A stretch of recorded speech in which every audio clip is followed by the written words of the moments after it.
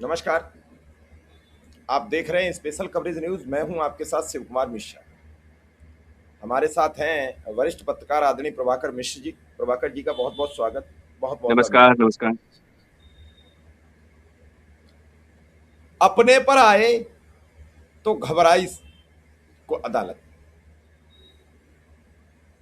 घबराए सीजेआई ने जब अपने पे आई तो कहा कि हर समय अदालत खुली है, आ जाइए बस किसी समय। यहां तक आने की जहमत उठा लीजिए, फिर तो हम सब संभाल लेंगे। ये कौन से सीजीआई जो परसों एक एप्लीकेशन पर वो कह तो रहे हैं कि एक पेज की थी, और वकील साहिब बताएंगे क्योंकि ये तकनीकी मामला है, हम तो कुछ नहीं कह सकते, वीडियो देखने का वक्त नहीं था। लेकिन जो सोशल मीडिया में छीजा लेदर हुई उसके बाद वीडियो तो देखे हैं आपने, मैं ये नहीं मान सकता। और जब देखे हैं कि आपने बड़ी फजीयत हो रही है तो फिर आपने कहा कि अदालत हर समय खुली हुई है। और मैं तो धन्यवाद इन छात्रों को दे रहा हूं जिन्होंने पूरा सिस्टम ही बदल दिया। देखना धीरे धीरे सब सुनने लगेंगे अपने आप। अगर ये आंदोलन एक सप्ताह और खिंचा तो, चाहे वो चुनाव आयोग हो, चाहे संवैधानिक संस्थाओं में ईडी, सीबीआई और इनकम टैक्स हो, डर सबको लगता है। अगर इसमें से जो 2.5 करोड़ वोट कटे हैं उत्तर प्रदेश में, और इसमें से 5 लाख युवा, इतने तो वोट निकल आएंगे युवाओं के, और वो ये कहें कि मैं मुख्य चुनाव आयुक्त महोदय ज्ञानेश कुमार जी आपसे नमस्ते करने आ रहा हूं, हाथ जोड़ूंगा और नमस्ते करूंगा, कुछ नहीं कहूंगा, कैसी हालत हो जाएगी ये सीजीआई चुनाव आयुक्त महोदय ज्यादा जानते हैं।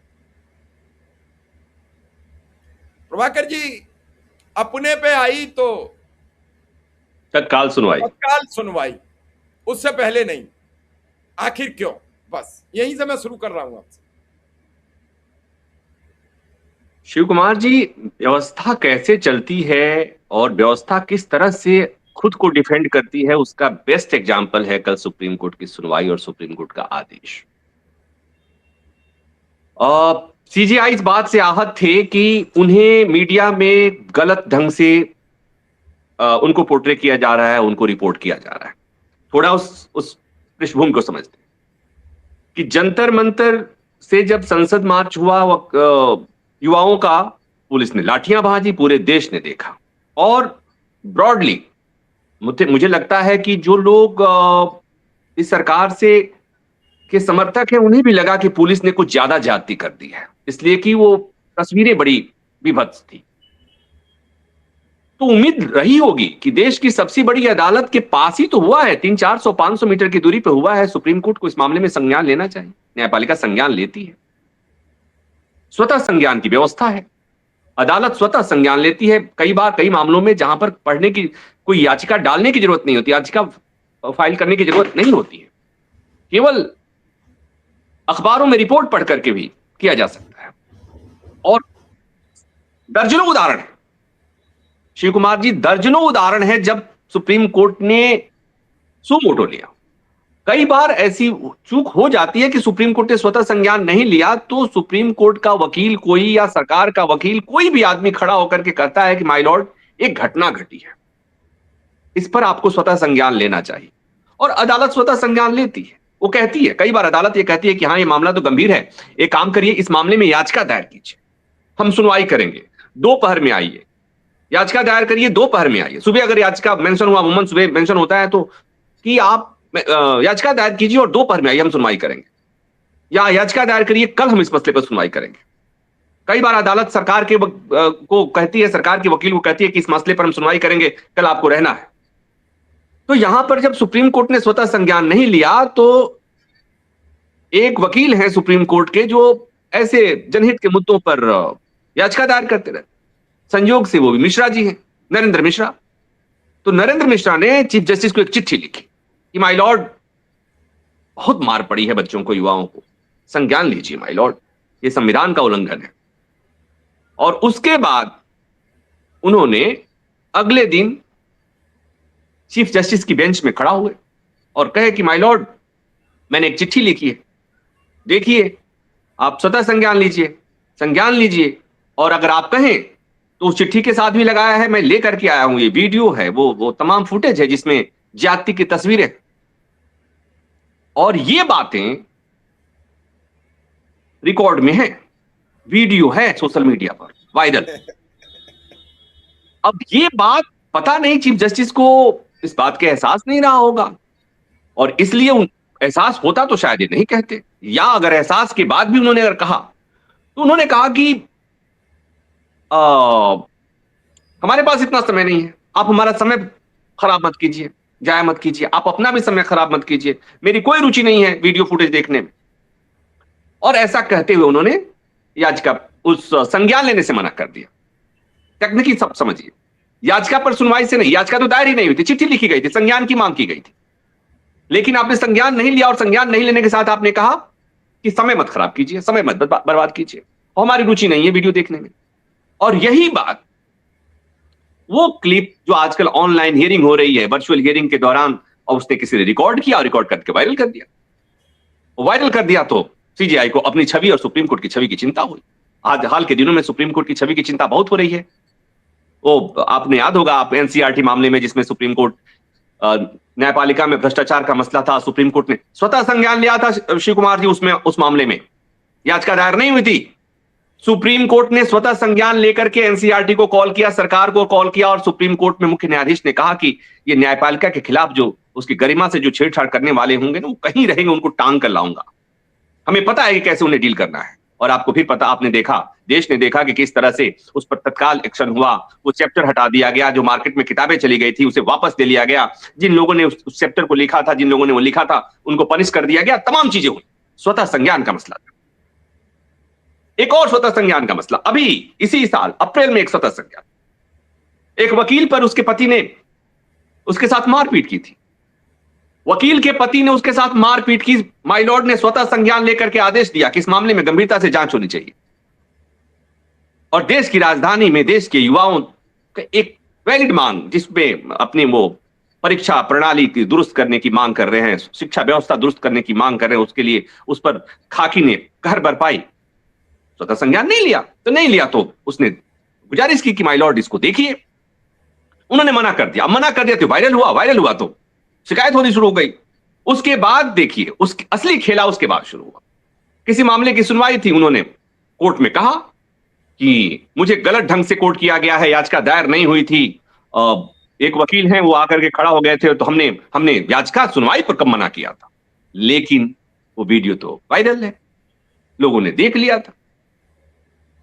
उसके तत्काल बाद कल ही एक याचिका, जनहित याचिका दायर होती है सुप्रीम कोर्ट में, और उसमें मांग की जाती है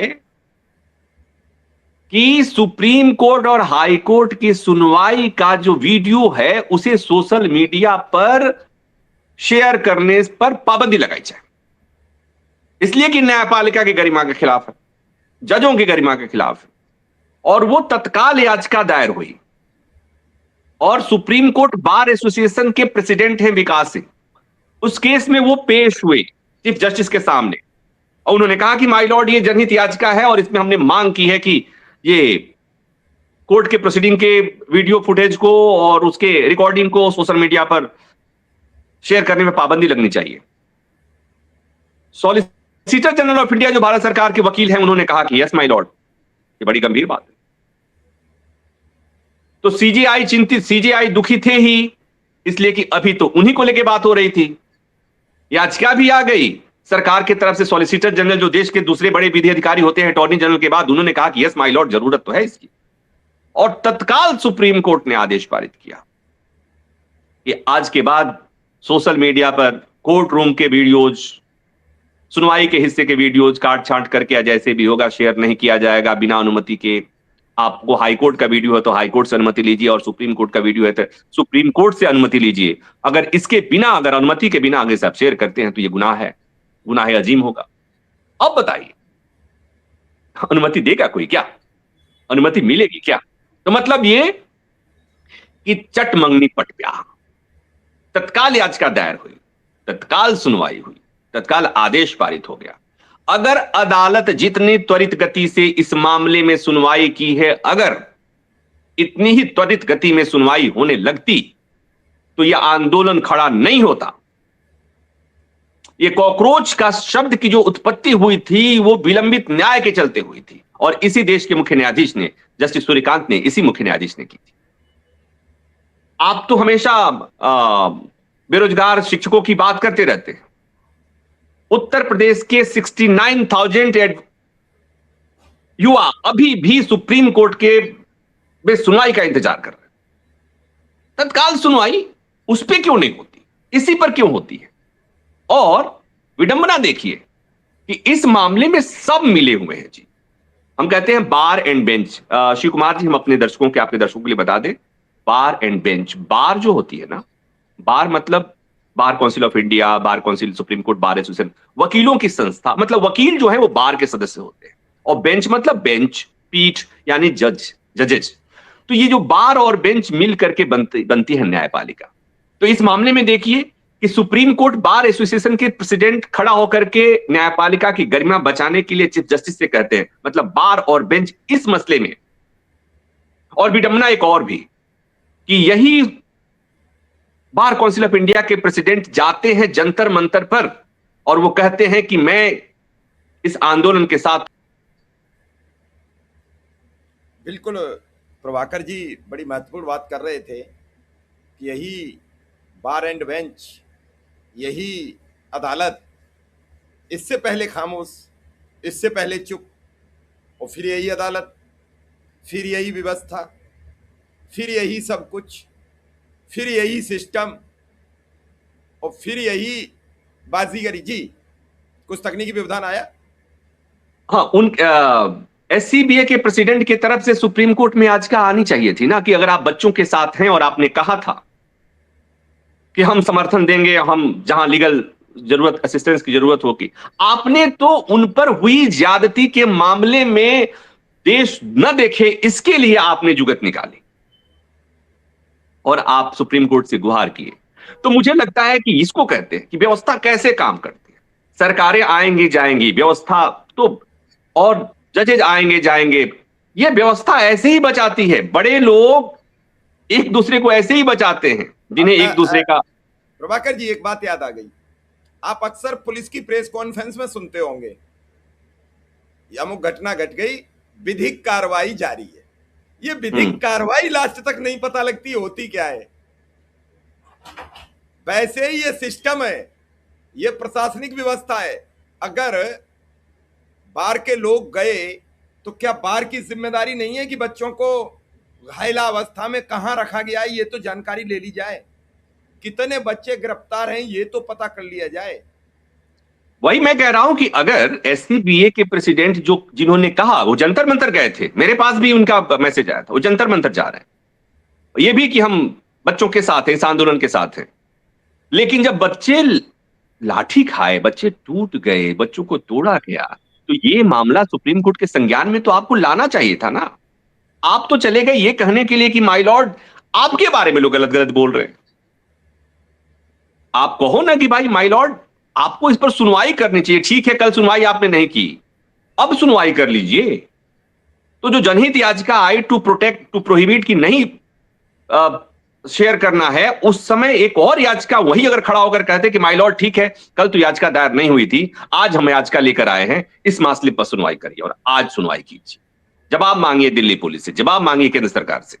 लेकिन नहीं, तो ये बात थोड़ी सी समझनी होगी। और मुझे तो लगता है कि प्रभाकर जी, इसमें एक और चीज है, जैसे सुप्रीम कोर्ट बंद हुआ मेट्रो, तो सीजीआई को दिक्कत हो गई, बाकी 16 और बंद थे तो कोई दिक्कत नहीं। कोई फिर कि अपने पे आई तो डर लगा, और बंद रहे तो बंदा बन ही रहे, यहां जो आ रहे हैं उन्हें दिक्कत होगी। ये कैसे? यही बात आती, या ये सही है कि 17-18 मेट्रो स्टेशन बंद है पिछले 4 दिन से, बात नहीं हो रही उस पर। वकीलों को आने में दिक्कत हो रही है, इसलिए मंडी हाउस और प्रगति मैदान और सुप्रीम कोर्ट का जो मेट्रो स्टेशन है उसे खोला जाए। तो बात वही है ना। देखिए किस तरह से मिला हुआ है, किस तरह से संबंध अन्योन्याश्रय संबंध हैं बार और बेंच के। बार ने कहा, बात बेंच पर आई, बेंच पर की शिकायत हुई, चीफ जस्टिस की शिकायत हुई, चीफ जस्टिस के बारे में लोगों ने टिप्पणियां करनी शुरू की, डिफेंड करने बेंच बार आ गई, बार के लोग आ गए, वकील आ गए, वकीलों को दिक्कत हुई, उन्हें घर से मेट्रो स्टेशन आने में दिक्कत हुई, बेंच आ गई। तो ये बार और बेंच एक दूसरे की क्या क्या ख्याल रख रहे हैं? देश के लोगों का, युवाओं के फंडामेंटल राइट का ख्याल किसी को नहीं है, संविधान का ख्याल किसी को नहीं है, और यही पीड़ा होती है। और यहीं पर फिर होता है कि जनता का कौन सुनेगा, उनकी बात कौन सुनेगा, उनके पक्ष में कौन खड़ा होगा? वो लाठी खा रहे तो भी नहीं सुनने वाला है कोई। तो ये है, लोकतंत्र में लोक मिसिंग है, तंत्र हावी है। शिव कुमार जी, लोकतंत्र में, लोकतंत्र को कहा जाता है ना कि जनता के लिए, जनता के द्वारा, जनता का शासन। तो लोकतंत्र में लोक के बारे में, लोगों के बारे में सोचने का समय किसी के पास नहीं है। तंत्र पूरी तरह हावी है। उस तंत्र में सरकार है, उस तंत्र में राजनीतिक व्यवस्था है, उस तंत्र में सुप्रीम कोर्ट भी है, उस तंत्र में सब कुछ है, लोक को छोड़कर। ये बड़ी मतलब दुखद स्थिति है दुनिया के सबसे बड़े लोकतंत्र।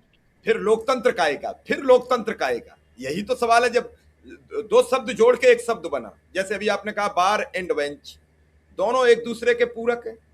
लोक और तंत्र, बार एंड बेंच में तो एंड लग जाता है, बार और बेंच में और लग जाता है, लेकिन लोकतंत्र में तो कोई शब्द ही नहीं है। तो लोक गायब कर दोगे तो तंत्र तो फिर तंत्र की तरह चलेगा। वो नहीं, इसका मतलब ये हुआ, आपकी नहीं सुनेगा। इसका मतलब ये हुआ कि तंत्र ने लोक को, लोगों को टेकन फॉर ग्रांटेड ले लिया है कि तुम्हारा काम है वोट दे देना, सरकार बना देना, तुम्हारा काम है टैक्स दे देना, तुम्हारा काम है टोल देना, इसके बाद का काम हमारा है। उसके बाद तुम हमसे कुछ नहीं पूछ सकते, तुम हमसे कुछ नहीं मांग सकते, हमें जो समझ में आएगा करेंगे। 5 साल बाद तुम्हें जो करना होगा करना, और फिर 5 साल बाद हमारे यहां का लोकतंत्र, लोक जो है वो बटा हुआ है, कोई जाति पर, कोई धर्म पर, कोई क्षेत्र पर, कोई समुदाय पर। ये हमारे लोकतंत्र के लोगों को भी कमी है, इसलिए कि जंतर मंतर पर 20 दिन तक तो जंतर मंतर के आंदोलन को इस देश को जरूरत ही महसूस नहीं हुई। बहुत बड़े समाज को, बहुत बड़े समुदाय को अगर लाठी नहीं पड़ी होती 20 तारीख तक, हाँ, अगर लाठियां नहीं पड़ी होती अगर बच्चों पर, तो किसी को कोई फर्क ही नहीं पड़ता। ऐसे लग रहा था कुछ हो नहीं रहा, अब लोगों को लग रहा। तो ठीक है, लोकतंत्र में हम जी, इसकी एक बड़ी तस्वीर कल बिहार से आई है। बिहार विधानसभा कल चल रही थी, अंतिम दिन था। वहां के एक पत्रकार हैं संजय वर्मा जी, बहुत सीनियर पत्रकार हैं।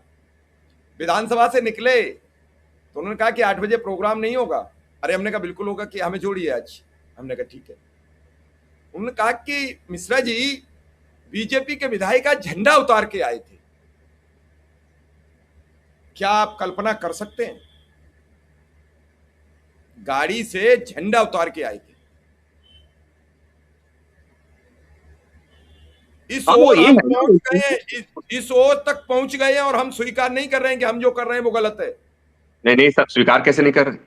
स्वीकार नहीं कर रहे होते तो फ्रेंड्स रात में 12 बजे नींद नहीं, तो फ्रेंड्स आप देखिए, स्वीकार तो कर रहे हैं।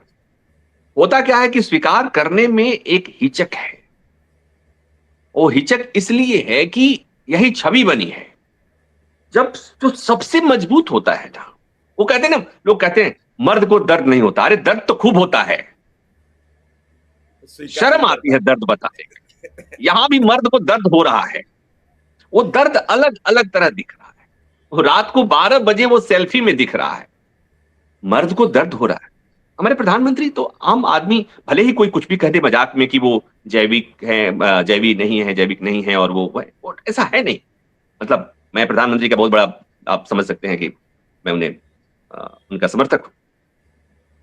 तो प्रधानमंत्री जी जब कैमरे के सामने सेल्फी मोड में जब कहते हैं कि फ्रेंड्स, आप वहां देखिए कि वहां महसूस कीजिए कि मर्द को दर्द हो रहा है। उस दर्द को स्वीकार करने में मर्द को दिक्कत हो रही है। इसलिए कि जो मर्द के आसपास जो लोग हैं, जो मर्द को मर्द बताने, मतलब वो उसे महसूस नहीं करने दे रहे हैं। उसे उनको लग रहा है कि अगर इसने महसूस कर लिया तो तुम मर्द कैसे रख गए यार। हाँ, तो एक बात समझिए, इसको भी समझिए कि प्रधानमंत्री जी ने कल रात में जो सेल्फी लगाई थी, सेल्फी वाला वीडियो लगाया था, भक्तगण नाच रहे हैं। कितने मिलियन लोगों ने देख लिया और कितने मिलियन लोग फॉलो कर गए। अरे भाई, लोगों ने इसलिए देख लिया कि देश भर में आंदोलन है, और जो लोगों को भी इस आंदोलन के बारे में जानकारी है, उनके मन में ये विचार भी है कि प्रधानमंत्री ने अगर इस आंदोलन के बारे में क्या कुछ कहा है, और रात में वो सेल्फी मोड में कहा है, थोड़ा देखे तो क्या कहा है। तो ये देखने के लिए है, लेकिन भक्त मंडली में गजब का उल्लास है, गजब का उल्लास है। ये नहीं समझ रहे हैं कि उसमें वो लोग भी देखने वाले हैं जो देखें कि कह के क्या रहे, ये प्रधानमंत्री जी कह क्या रहे, ये लाठी वाले मसले पर बोलेंगे क्या। 5 बार 10-10 बार देखा है वो मसौदा मुसद्दा पढ़ने के लिए, कि कितनी बार कहा है। वो फिर मैं उस पर नहीं जाऊंगा, मैं उस पर नहीं जाऊंगा, वो बड़ी हल्की बात, मैं उस पर भी नहीं जाऊंगा। वो टेलीप्रॉम्प्टर से पढ़ा गया कहां, मैं उस पर बिल्कुल नहीं जाता। नहीं, मैं मैं मानता हूं कि आप वीरू के अच्छे मित्र हैं। मैं नहीं वो जाता हूं। मौसी नहीं, मैं मौसी वो ठीक है, वो चला जाता है, मैं मानता हूं। मैं मानता मैं हूं कि नहीं बड़े जा, आप शालीनता से अपने पत्ते इतनी शालीनता से खोलते हो कि सामने मैं वाला नहीं उस जा, बंदों में नहीं, मैं नहीं जाओगे, मैं मैं जानता हूं नहीं मैं जाओगे। वहां आप नहीं मैं वहां बताओगे नहीं कि जा, उन्होंने टेलीप्रॉम्प्टर से पढ़ा है। मैं आप नहीं वो मैं बताओगे। क्यों, मैं मसला वो है ही नहीं ना। मसला ये है कि जब लोग देख रहे थे, कितने मिलियन लोगों ने देखा, तो पता है क्या देखने की कोशिश की, लोगों ने देखने की कोशिश की कि क्या हमारे प्रधानमंत्री अपने बच्चों पर हुए लाठीचार्ज के बारे में कुछ बोलते हैं क्या, पीड़ा के शब्द निकल रहे हैं क्या। लोग उस वीडियो को बार बार देख रहे थे कि प्रधानमंत्री जी जब उन्होंने कहा कि हेलो फ्रेंड्स, तो क्या फ्रेंड्स को लगी लाठी पर कुछ बोल रहे हैं। इसको ऐसे समझने की जरूरत है, नाचने की जरूरत नहीं है। और जब उस फ्रेंड्स ने देखा कि उसमें तो उन्होंने इसकी बात ही नहीं की, उन्हें पीड़ा हुई होगी, तो ये उल्लास की चीज नहीं है, ये नाचने गाने और उसको वो करने की चीज नहीं है। हाँ, उसके बाद अब देखिए, भक्तों का प्रभाव भगवान पर कितना होता है वो भी समझिए। भक्तों ने कल तो घोषणा कर दी कि मोदी जी के उस वीडियो पर तो पूरा अखंड ब्रह्मांड नाच रहा है, लहर है खुशी की। तो बम बम हो मोदी जी रही है। दोबारा, और मोदी जी फिर दोबारा आते हैं और कहते हैं थैंक्स फ्रेंड्स। लो, ये भक्तों का दबाव है। तो ये अद्भुत अद्भुत अन्योन्याश्रय संबंध है कि मतलब छात्रों का कोई दबाव नहीं, भक्तों का ही दबाव रहेगा। भक्त भगवान के लिए और भगवान भक्त के लिए। भगवान मतलब मोदी जी ने जो सेल्फी मोड का वीडियो बनाया, भक्त एकदम आह्लादित हो गए कि इतने मिलियन लोगों ने देखा, और उनके जोश को और उसको देखते हुए मोदी जी को लगा कि नहीं, मुझे इस पर भी वीडियो बनाना चाहिए। फिर वो आते हैं और एक छोटा सा वीडियो बनाते हैं, कहते हैं थैंक यू, आप लोगों ने इस वीडियो को बहुत प्यार दिया और हम ऐसे ही मिलते रहेंगे। तो उसमें कहीं भी उस बात का जिक्र नहीं है कि फ्रेंड्स, जो लाठियां लगी वो थोड़ी और धीमी हो सकती थी, या मुझे अफसोस है उसमें से कुछ उपद्रवी आ गए थे, उनको रोकने के लिए हमारी सरकार ने लाठियां चलाई होंगी, या इसके लिए भी कि हम नहीं चाहते थे फिर भी लाठियां चल गईं, इसलिए भी लाठी का तो जिक्र ही नहीं आया।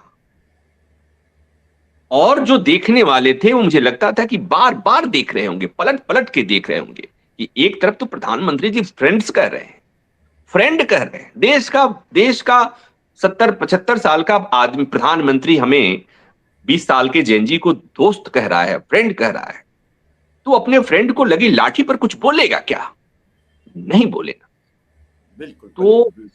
इसलिए अब इस पे अब आगे मैं नहीं कहूंगा कुछ, बस हम इतनी सी बात कह रहे हैं कि लोकतंत्र में लोक मिसिंग हो गया, तंत्र हावी हो गया, और ये जो आंदोलन हो रहा है मुझे लगता है कि ये बताने के लिए है कि तंत्र कुछ नहीं है बिना लोक के।